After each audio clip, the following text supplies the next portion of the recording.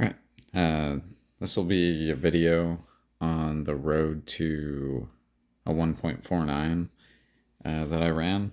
So I tried to take screenshots of the tunes and things in the hopes that I'd make a video like this. I think I missed a couple, but we're just going to walk through what I have anyway, just to hopefully give some people an idea of how to get started, or just kind of the philosophies that I used on this day. So getting right into it, I'll go ahead and say that the track conditions were good. It was a sunny day, but I was the only outlaw racer there, so a little tricky. I'd hope we'd have more outlaw racers there to lay some prep down to start getting into it a little bit quicker. But that was not the case. So we start off the day with some really mellow tunes. And these are tunes just to hopefully go A to B, hope that the car is going straight or straightish, and to see what we can do. So we'll jump right into it. So start power on our first pass. Again, really light, like lighter than I'd probably recommend to anybody that's not running on like a virgin road or running solo, something like that. Our particular track has some grooves that just needed to be revitalized, and I came into the day, especially after seeing nobody else there, thinking that I'm going to just try to be methodical in my approach here, and I'm gonna hopefully go A to B and just grow upon each pass. So thankfully that's what happened. But we did start with extremely low power. So our start power was 25% to start. I like to use generally 100 millisecond hold time. I just know that that's a tenth of a second, and it just works in my head. So that's what we started with here. So 25% off the line, or off the hit, and 100 millisecond hold time. For our boost, I haven't explored boost by percentage yet. I've pretty much settled, I think, throughout the whole day on 10 degrees of boost, starting at 10 and ending at 15. If you're new to the Ghosts, these values are cut in half for the real RPM. So this will really be 5,000 to 7,500. But 10 degrees over that range. For our turbo timing, again, we started pretty conservative at 56 degrees and an 8-degree slew. I guess when I say 8-degree slew, I mean 8 degrees per tenth of a second is how it's commonly expressed. The Ghost says 80 per second, but yeah, that's 8 per tenth, obviously. So that's what we started with. Depending on how OCD I am during the day, a lot of the times, not a lot of the times, but anyway, I'll like to keep this as a number that's divisible by this, just so the power application is as even as possible. So this goes into that, and that's kind of where my head was when I started here. So I've got a total of 66 degrees, and then it ramps in as such. So program throttle. So I guess my philosophy going into it was to have a 5% higher start stage than my first point here. And the idea behind that is just to nudge the car, get the wheels to move so that we can continue through the prep and get going. So we started at 25, so my first point is 20%. And then 20% down the line, so each one of these is 10%, I think. 1, 2, 3, 4, 5, 6, 7, 8, 9, 10. So yeah, 20%.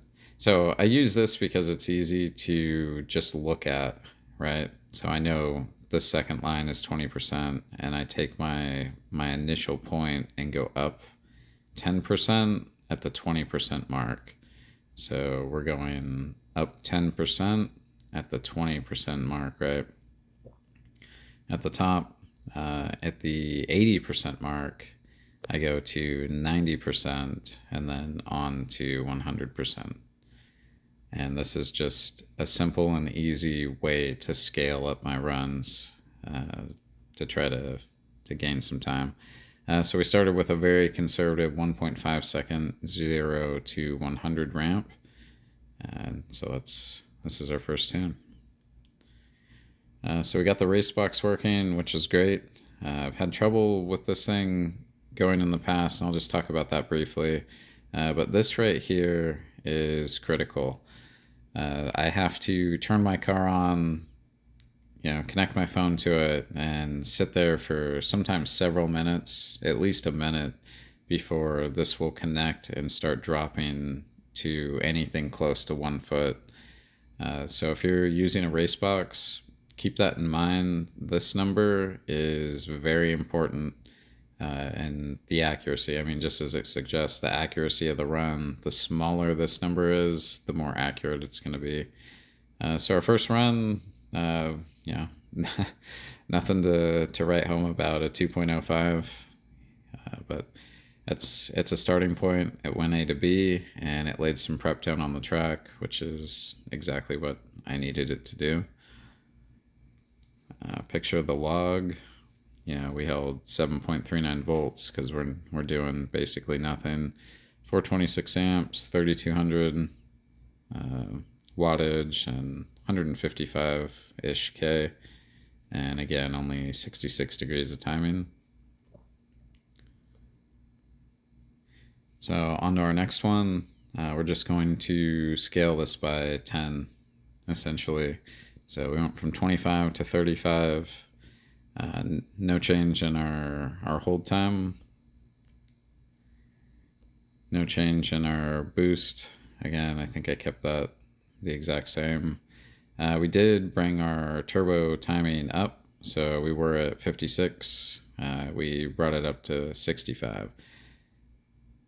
We left the slew the same at 8 per tenth. And getting into the throttle curve, same thing. We went from 20 to 30, and then 20%. 20% in, we went up to 40 from 30. Same thing up here. Dot here, dot here.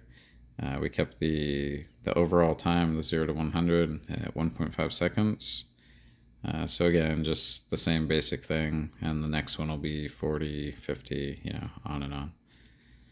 So with this one, we had an incredible 6-inch accuracy, which is terrific for where we run, which is between two buildings, and I've had sketchy satellite connection sometimes. But again, I'll just talk about that a little bit more. So I started at my table, let it connect, and then I walk it to the line, and oftentimes this number will skyrocket for anywhere from 30 seconds to a minute before it drops back down to around a 1 foot range. I never see anywhere close to like the 25 or more satellites I've seen people have, but I think that's due to us racing in between buildings. But in any case, that tune ran a 1.93, so we went from a 2.05 to 193. That's a good incremental gain, and again, we're just putting down nice, consistent, at this point, linear change. Well, not exactly, but the program throttle, we're scaling it up slowly. Look at the log. We still held 7.39 volts, 528 amps, 4200 watts, but we're up to 75 degrees here. So yeah, that's that run. Next one, as expected, we went from 35 to 45 on the start power. We kept the same hold time, same boost, but we did go up to 70 degrees of timing, and we also increased our slew rate from 8 per tenth to 10 per tenth. So at this point, I've got a couple passes down. They're slow, but they are A to B, and I want to start scaling this up a little bit to try to gain a little bit more speed. So that's the tune. Same thing as before. We had a 45% start power, so our first point's 40. At 20% through the run, we scale up to 50. And then again, at 80% of the run, we scale up to 90% and then on. On this one, we did bring this down from 1.5 to 1.2 seconds. So again, we're chasing a little bit of speed here. Oh shit, where'd we go? Is that it? Yeah. With that, we ran a 176. So again, that was, I think it was a 193 to a 176. Was that right? I think so. Anyway, good satellite coverage. Anything under a foot is pretty much ideal. But yeah, we ran a 176 with that, which is pretty good. I felt really good about that, having only put a couple passes down and being the only one running outlaw and lane prep down there. So quick look at the log. So we dropped down to 7.13 volts here, 588 amps, 4,600 watts. Our RPM was 165. I can't remember what it was previously, but one thing I want to note is 99.6% max. So we didn't get full throttle on this one. And this is something that you shouldn't have to look at. But for some reason, I've been having some weird things happen. And, I run a Radio Master MT12 radio. Great radio, love it. Amazing bang for the buck. Great latency and everything. But a lot of bells and whistles that I'm not fully invested in learning in yet, especially because I'm using program throttle, which is more up my alley versus radio tuning. But yeah, there are times where sometimes I'm not getting full throttle. So I've seen this before. One passive note was I ran on our timing system 1.501, and when I looked at the log finally, I only had 95.6% output, which was very disappointing.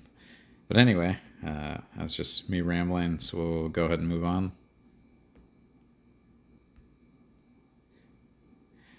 So this jumps to a screen here of the next pass. And now I think what happened here is I forgot to take, I was chatting with a buddy who was at the track, and I was showing him the program throttle curve that I was using and trying to explain what I was talking about back here about scaling it. But essentially, when you're doing this, point to point here and then point to point here, at the 50% mark, if you continue it on, it's linear from 50% to 100%. So, for example, your point would be here, here, here, and here, but going straight down, it's just a linear 50% to 100%. I believe that I did drop this down, however, to maybe 1 second, something like that. And that's when we ran 1.65. So at this point, I'm like, okay, like we're starting to get within striking distance here. Maybe being able to hit a 1.4, like, I don't know, anything's possible at this point. So I believe this was probably the log from that run. And we had, so we can see any changes that I did with the timing, but we held 7.13 volts, 606 amps, 43 watts. We got up to 175 RPM. Unfortunately, again, 99.6% throttle out. It looks like we had 80 degrees of total timing, so that'd be 10% in the boost and 70 on the turbo.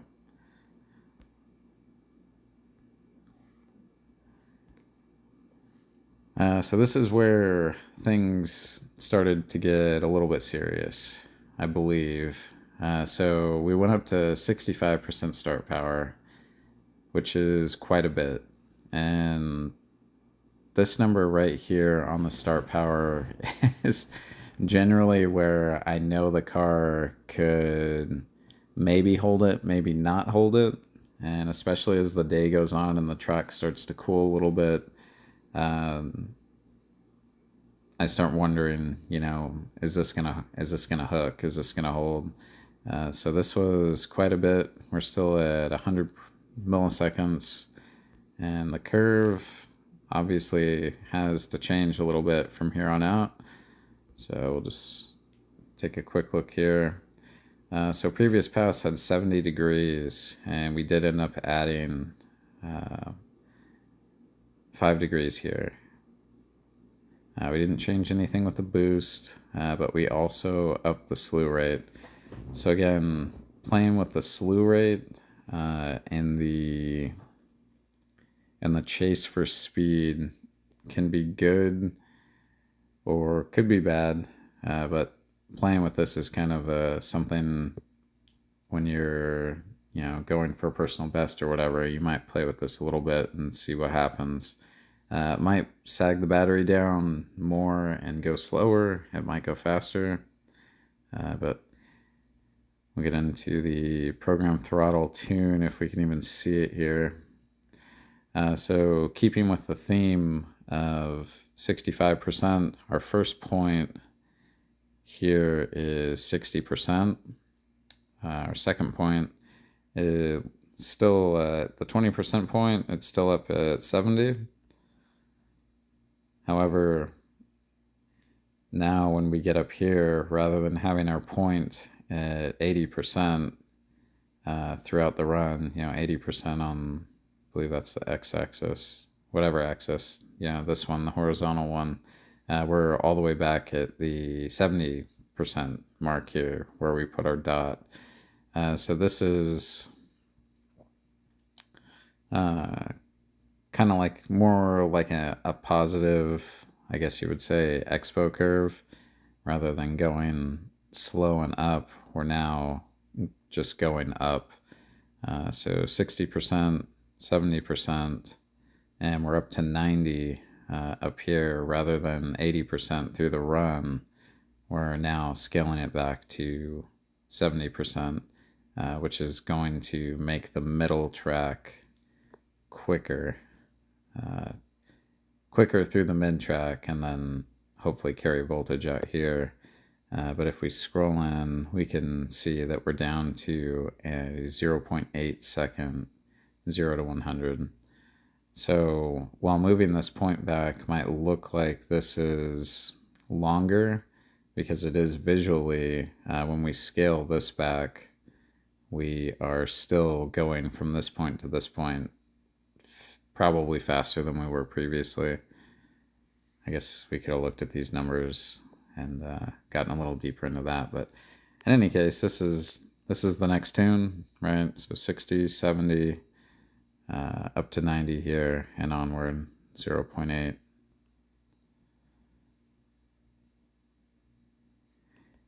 And then I believe I think I was going back and forth on this one actually, and I ended up changing this to 0.7.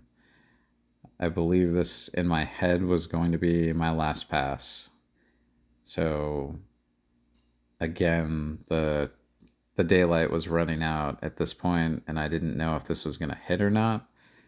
So I was really struggling on where I wanted to go with the tune. But I think I did end up going down to 0.7.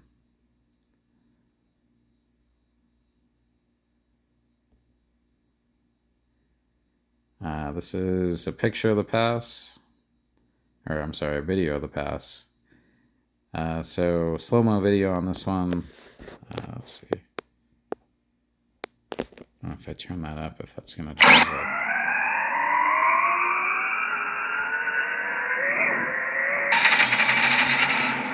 So if you heard that slow-mo, you can hear the dips on the track. And there's more, but the slow-mo doesn't go through it all. So we do have dips on the track, which is a little tricky. I guess I don't know how to play this again, but I guess I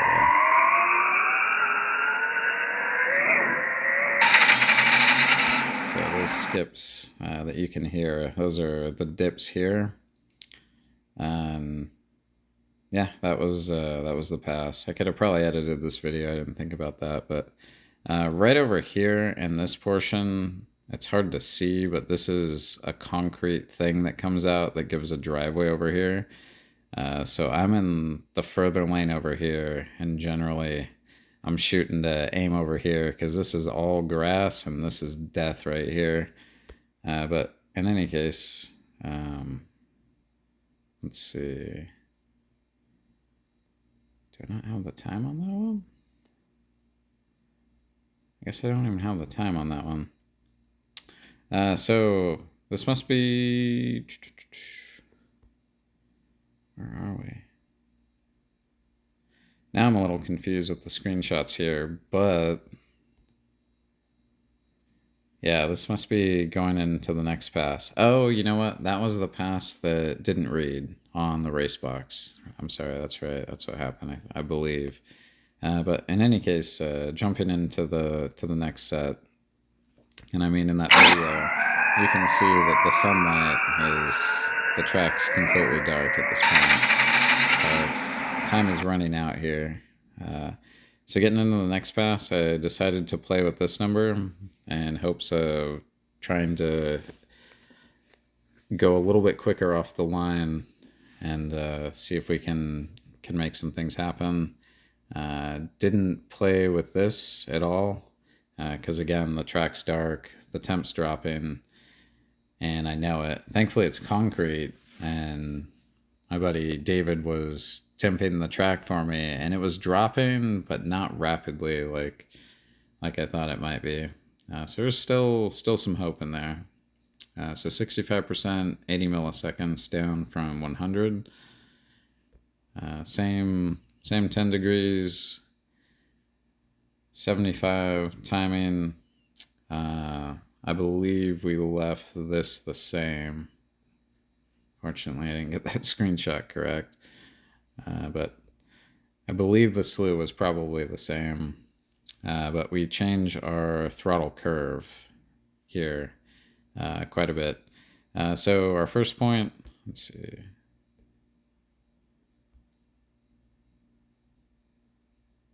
Or I was going to change it. Yeah.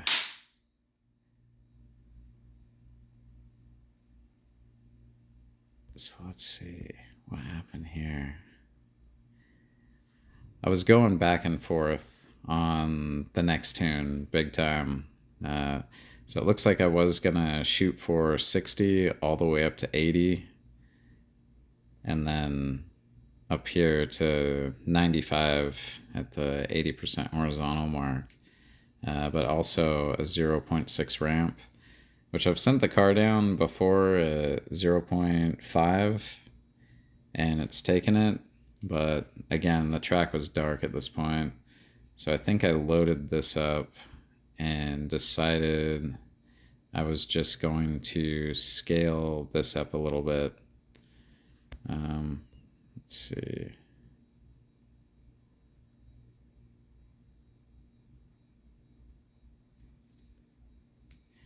So we're at something around 63% up to 75%. And then up here, it's somewhere close to 95% at this, 3 from the end there.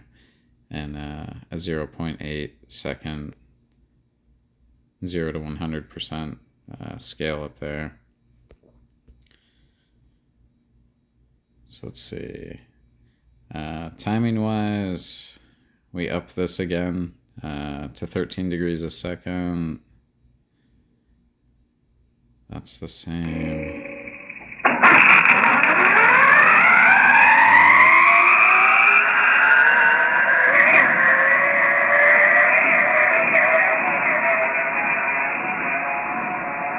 Okay, right.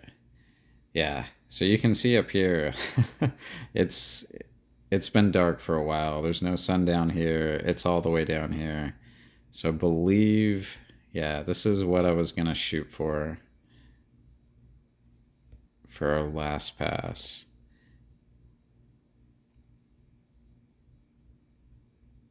Yeah, I'm sorry, that's right. Yeah, we're gonna shoot for this for our last pass. So here. 13 degrees here was, I believe, the big change that I was trying to just jump that up a little bit more, if I remember right.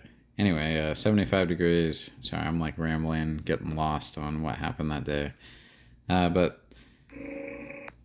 yeah, same 80 milliseconds, 65%. And then the first point wasn't 5% down, it was down to 63, so it was 2% down. And that was the pass. This is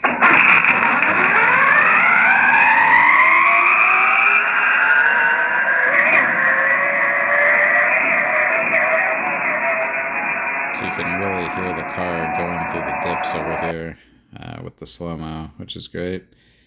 And this was the 1.52. So that was supposed to be the last pass of the day, right there. Because again, the track's been, the sun comes down over here, and this gets dark quick, and it went all the way down, and it's all the way over there at that point.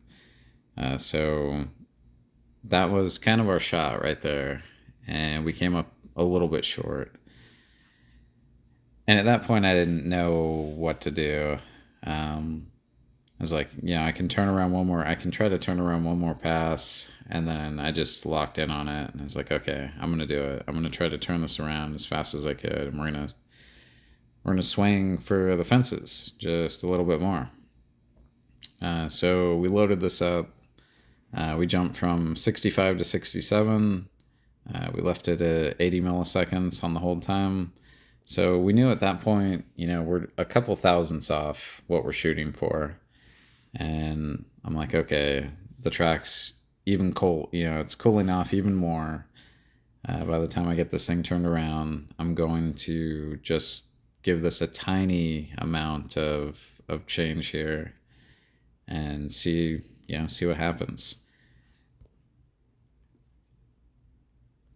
Same 75, same, 13 degrees per tenth, same boost, all that. 2. This is the previous pass, obviously. But this was the last run. This was the final run here. 2, 1. With a little slow-mo, apparently. This must have been the video that I didn't edit. The car shot to the left a bit. You're off to the left, I think. And or to the... while this video makes it look like it's pretty bright out, this is actually just the phone's capability, because it was really dark. So I need to make that clear that while these lights are on and everything, it's not really this bright, like, at all.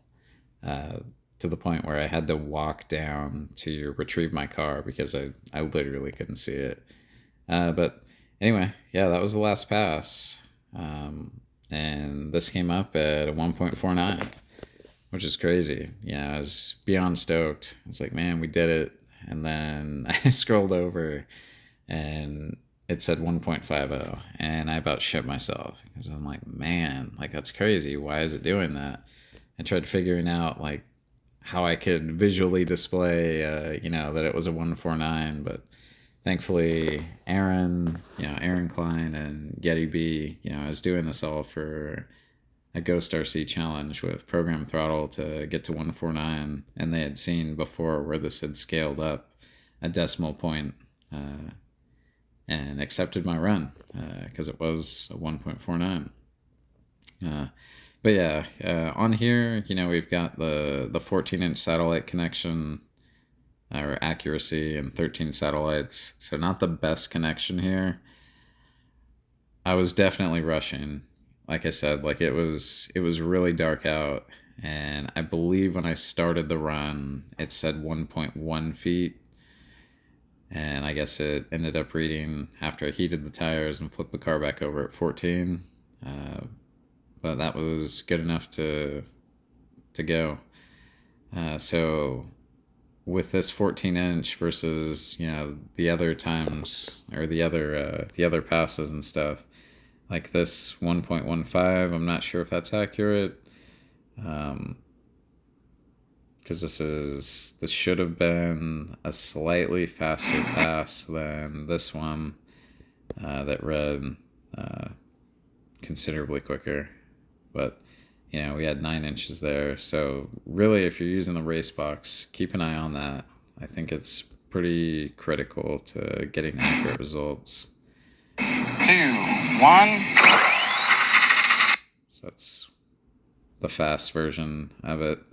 And yeah, the car cooks off here because I really don't want to run into this curb for sure. So yeah, track temp was still pretty good at 90 degrees, and yeah, that's the shit wagon right there. And that's about all I got for you guys. That's all or most of the majority. I missed one set of screenshots, but we know what the tune was essentially, at least with the program throttle, which is what I'm trying to drop some info on, or at least some methodology of something to try. Hopefully this can get people going a little bit quicker, maybe a little bit more consistent, or give you some thoughts to work out or work on or expand upon. I guess that's what I'm going for. But yeah, thanks for watching. Hope that helps. Let me know. If you ever want to bounce some ideas or whatever. Usually game. I know this video will be on YouTube. I'm not super good at responding on YouTube, but if you're seeing this, you're on Facebook and you know how to get at me. So yeah, thanks for watching, and hopefully I'll make another one of these, and maybe I can go a little bit quicker or get things down a little bit more, and yeah, we'll find some new ways to go fast. Thanks for watching.